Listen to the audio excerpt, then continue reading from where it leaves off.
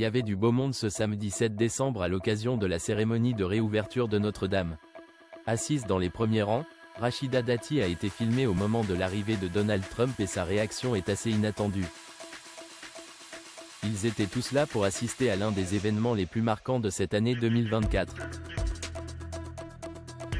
Ce samedi 7 décembre, les dirigeants les plus importants de la planète s'étaient donné rendez-vous à Paris pour assister à la cérémonie de réouverture de Notre-Dame, 5 ans après le début des travaux suite au terrible incendie qui a ravagé le monument.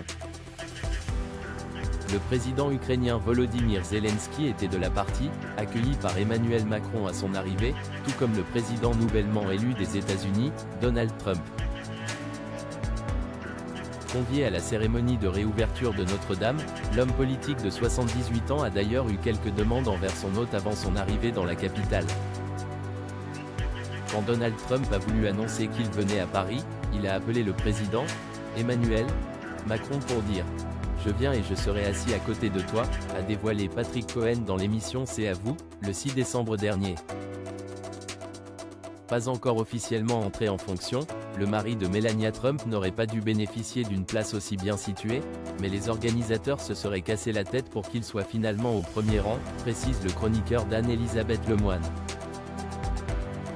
Rachida Dati se met à rire à l'arrivée de Donald Trump.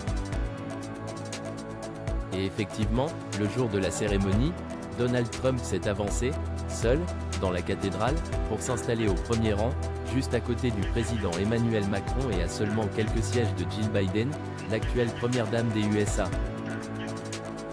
Installée au deuxième rang à la gauche du président américain, Rachida Dati, l'actuelle ministre de la Culture, se trouvait juste derrière son premier ministre, Michel Barnier.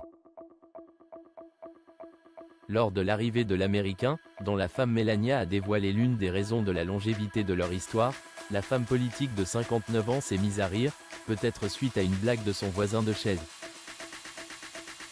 Elle a ensuite fixé celui qui va devenir le 47e président des États-Unis et qui est au centre de l'attention depuis plusieurs semaines maintenant.